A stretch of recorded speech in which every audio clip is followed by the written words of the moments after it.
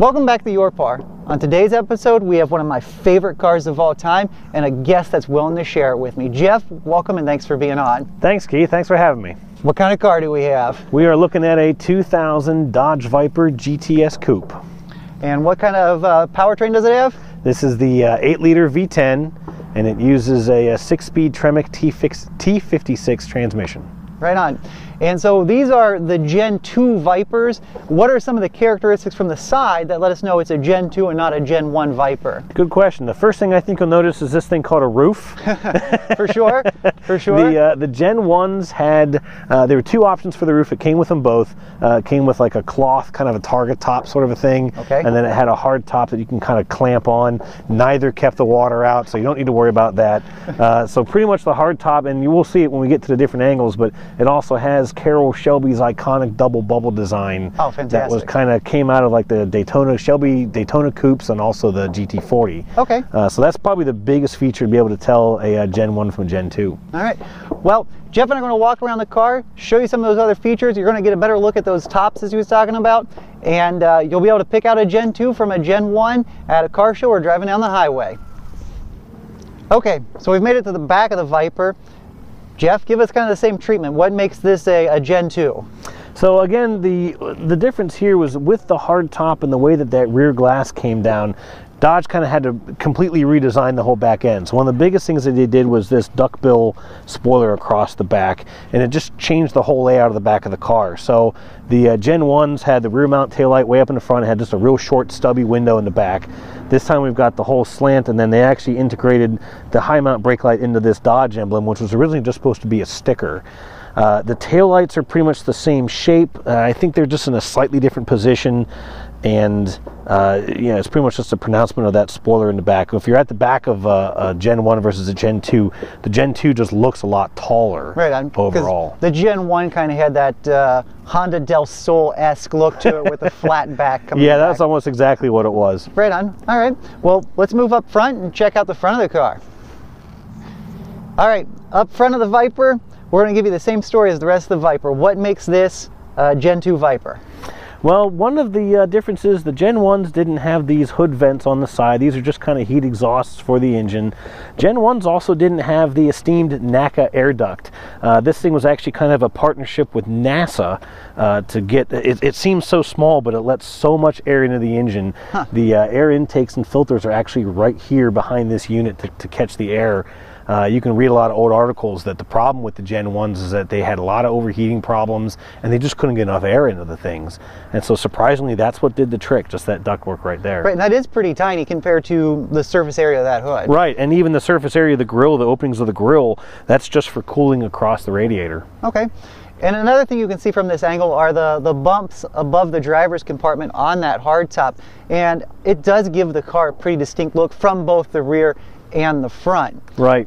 And so the whole idea with that was, and that's kind of one of the things that Carroll Shelby was involved in, was just to have room for a helmet. So it's actually somewhat functional, and that way you don't have this big, massive, you know, right, 66 Impala roof on top of your car. For sure. But you can still, you know, fit your helmet in there. Okay. And next we're going to pop the hood and check out that awesome Viper V10. So we've got the hood popped on the Viper. Jeff, tell us a little about the engine. So again, this is the 8-liter V10. From the factory, it had 450 horsepower, which, you know, mid to late 90s, that was pretty impressive. Yeah, it's pretty legit. This one has special Viper system headers installed, as well as a lightweight flywheel. A couple modifications to the intake, pretty minor, but it was dynoed at 512 horsepower, and I believe 555 foot-pounds of torque, somewhere around there. That's pretty impressive, especially for a car that weighs so little. And Jeff and I are going to go ahead and take this go-kart for a quick ride, and we're going to bring you along with us.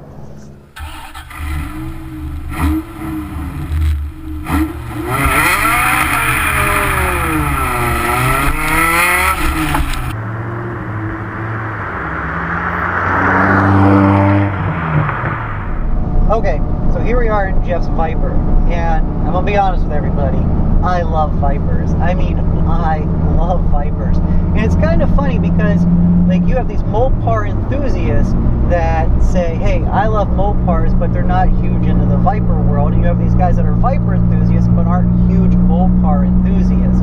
I am one of those crossovers, and so is Jeff. I love both of them. This is the third Viper I've been privileged enough to ride in. My buddy Craig had a 94, which is a Gen 1 Viper that he let me ride and drive in once or twice. And in 2013, I was fortunate enough to be up at the SEMA show, not with an S, but with a C, up in Detroit at Chrysler, and Ralph Shields was there. If you don't know who he is, pause this video, go Wikipedia him, figure out who he is, because he is a pretty awesome car guy. Want to know how awesome he is? How awesome is he? The owner's manual to this car has his signature on it. That's how awesome he is. Also, he let me ride in his personal 2013 Dodge Viper that he's called Storm on Chrysler's campus up there, and that was pretty awesome. And every time, including this one, when I've been in a Viper, my love has just been rekindled, and my desire to eventually own one of these cars is at its all-time high once again. So that all being said, this car is incredible. Yes, it's a V10, which isn't very American, right? Like, it's supposed to be V8, high horsepower, naturally aspirated cars, but the V10 in this is exactly what Mopar was based on. So it's unapologetically high horsepower, no muss, no fuss interior, no computer aids. It's just you and the car. Think of a 69.5 Roadrunner A12 car, right? 446 pack with a 4-speed. It's just you, the road, the car, and your wits. That's what this car is, and that's what these cars embody, and that's one of the reasons why I love them. Now, yeah, you probably have noticed the seat belt. It's coming from the other shoulder. That's kind of funky. Is there anything else kind of special about the interior, Jeff? Well, this one's kind of a limited color option in the black and tan, or the Connolly Cognac color as it's known as. I've been told there are only about 51 of black and tan cars made in this combo. And it's a pretty sharp color combo. When I first opened the door, I was like, that's pretty cool. And the car handles great. Like I said earlier, it's kind of like a go-kart. You're super low, super wide, and it just wants to eat turns up as we're going down this back country road. Yep. But even though we're on a country road, we're still going to shift it into overdrive and learn a little bit more about Jeff. So, what brought you to the brand? Why this brand? Well, you know, actually, it never really was so much the brand for me early on.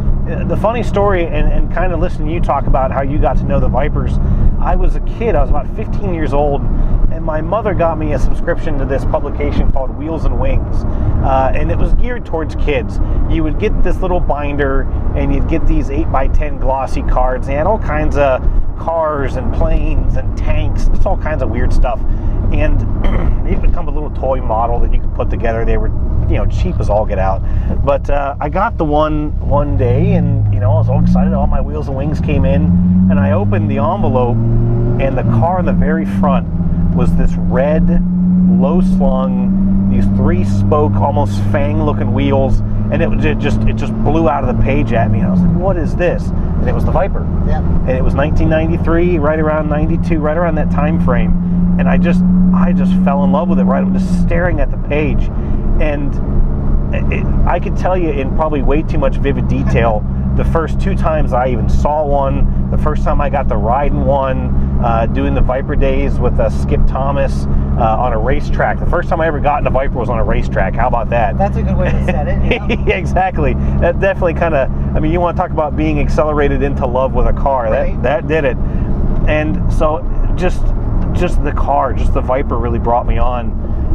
Later on, when I was in college and I was starting to shop for my first, you know, big boy car, my first real car, I leaned a little heavily towards the Dodges, but I bought a Dodge Coupe Stratus. And, you know, it was the first car that I put a cold air intake in. It was the first car that I would, you know, change oil on and stuff like that. And so, yeah, it just kind of helped foster that Dodge love, that Dodge passion.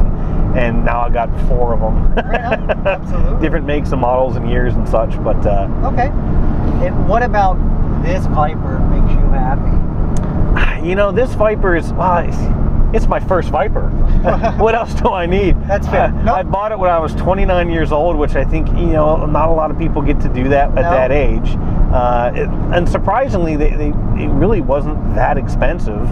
I did buy it used, and I've just taken good care of it ever since. I've gotten to do some little doodads to it here and there.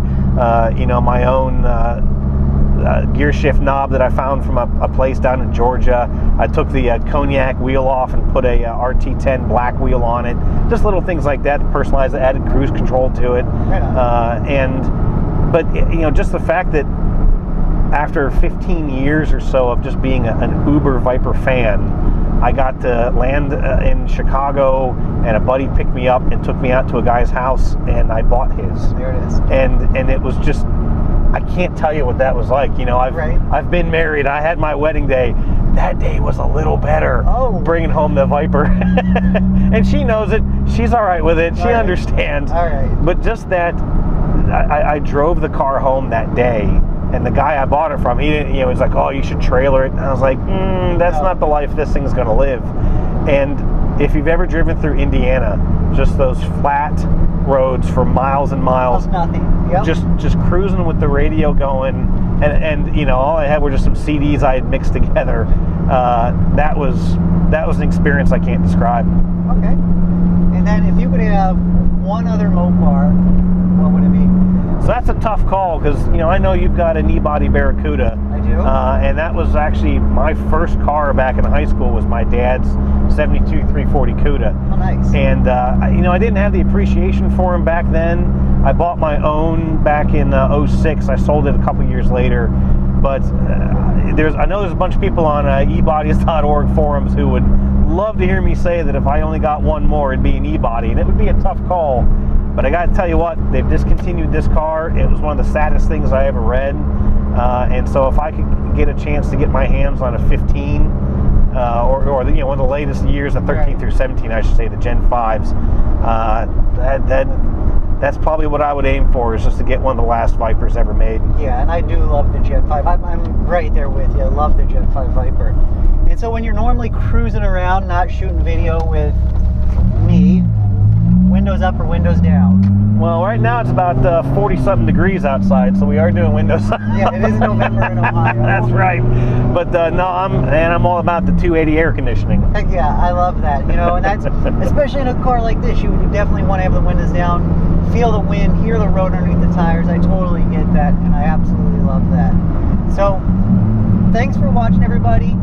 Where can people find you on the interwebs? So I don't really do too much with the Instagrams and Twitters, but you can follow me. I hang out a lot on the ebodies.org forum under the name Viperman. You saw the license plate. Right on. I do also on Facebook. I'm a little bit of a craft beer buff, as we were chatting about kind of off camera. You can follow my brewery, which is Viper Den Brewery. I know, that's a stretch. Right, yeah. But I'm on Facebook under Viper Den Brewery, and if you ever get a chance, you can check out on that site. I do have the world's fastest jockey box, which is a 4-tap jockey box built out of a 16-volt children's electric ride-on SRT Viper. There you go. So make sure you go check that out, because it's pretty cool. And make sure you follow us on Instagram and Facebook, Your Car, on both of those, to see still pictures of this cars and all the cars we featured. Comment below if you have questions on the Dodge Viper, or if you'd like to be on a future episode. And make sure you subscribe so you don't miss your car or your buddy's car. Until next time.